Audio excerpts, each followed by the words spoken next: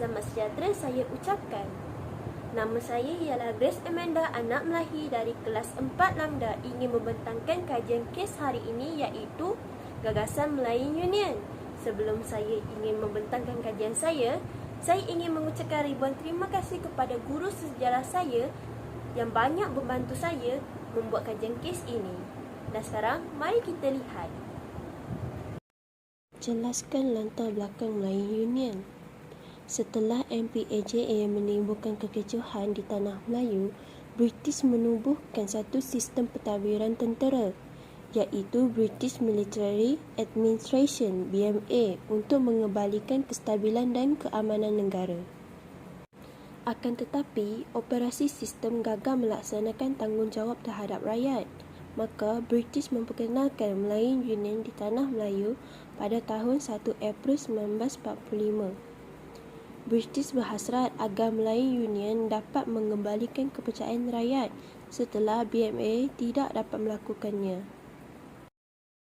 Selain itu, British menubuhkan Melayu Union supaya melecehkan sistem pentadbiran, meningkatkan pelaburan ekonomi, mengukuhkan pertahanan dan mengekalkan orang asing sebagai sumber tenaga kerja untuk meningkatkan ekonomi.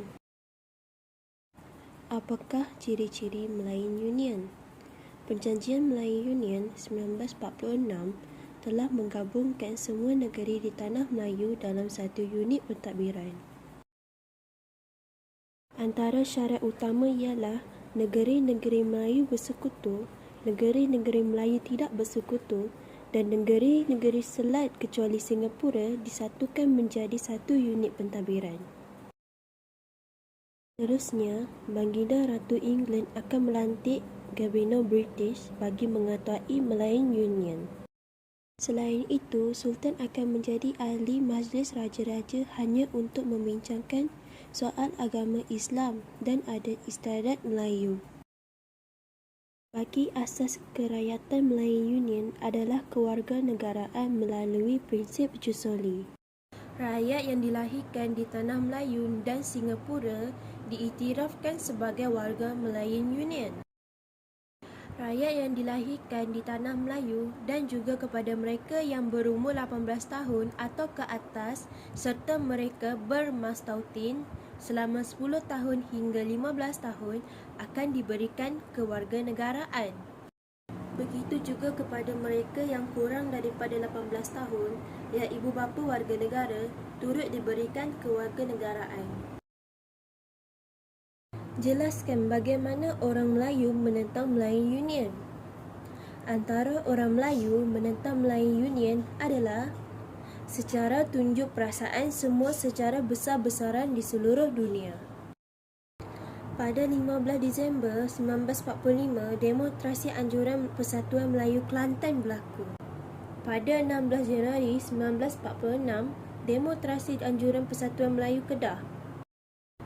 Pada 1 Februari 1946, Persatuan Melayu Kelantan anjur satu lagi demonstrasi. Pada 10 Februari 1946, demonstrasi di Johor berlaku termasuk kaum wanita. Selain itu, Datuk Onn Jaafar dan Persatuan Melayu Selangor melakukan Kongres Melayu Semalaya yang dihadiri oleh 107 wakil dan 56 pemerhati dari 42 pertubuhan Melayu. Pada 26 dan 30 Mac 1946, Kongres Melayu Semalaya mengadakan mesyuarat tergempar dan mencapaikan beberapa persetujuan supaya orang Melayu bersatu padu untuk menentang Melayu Union. Raja-Raja Melayu, ahli Majlis Mesyuarat Negeri dan orang Melayu memulakan upacara pengisytiharan Melayu Union sebagai tanda bantahan. Selain itu, Kongres mahu British menarik balik Melayu Union dan mengekalkan tanah Melayu seperti sebelum 1941. Rakyat di tanah Melayu mendapat sokongan daripada bekas pegawai British. Bekas pegawai British iaitu Frank Swettenham, George Maxwell berasa bersipati dengan nasib orang Melayu apabila Melayu Union dilaksanakan. Mereka menulis dalam Akhbar Times menyatakan kekesalan terhadap pengenalan perlembagaan Melayu Union yang tidak sesuai dengan tanah Melayu. Sekiranya anda seorang pemimpin kepada orang Melayu, pada tahun 1946. Bagaimanakah anda menentang pelaksanaan Melayu Union? Sekiranya saya seorang pemimpin kepada orang Melayu pada tahun 1946 dan bagaimana saya menentang pelaksanaan Melayu Union adalah saya akan membuat pelan pembunuhan terhadap Melayu Union. Jikalau saya membiarkan Melayu Union melakukan hal yang kejam terhadap rakyat di tanah Melayu, terdapat banyak masyarakat terkorban dan kehidupan akan menjadi sengsara. Selain itu, masyarakat di tanah Melayu akan menjadi takut terhadap Melayu Union. Seterusnya, saya boleh menggunakan cara yang adil.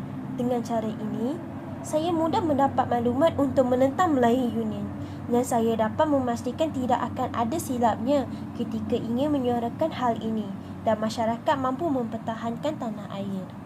Saya juga akan mengajak Sultan untuk menentang Melayu Union ataupun pemimpin seluruh negara yang mempunyai sifat anti-British. Dengan ini, saya dapat melakukan beberapa strategi untuk menentang Melayu Union dan memberhentikan pelaksanaan ini. Akhir sekali ialah memberi semangat kepada rakyat. Rakyat perlu tahu bahawa mereka juga dapat mengubahkan nasib negara mereka sendiri. Penentangan Melayu Union agak sukar jikalau mereka tidak mempedulikan hal ini. Sebab sistem beraja perlu dipertahankan kerana kerajaan ialah kestabilan dan kesinambungan agama, identiti, budaya dan cara hidup bermasyarakat.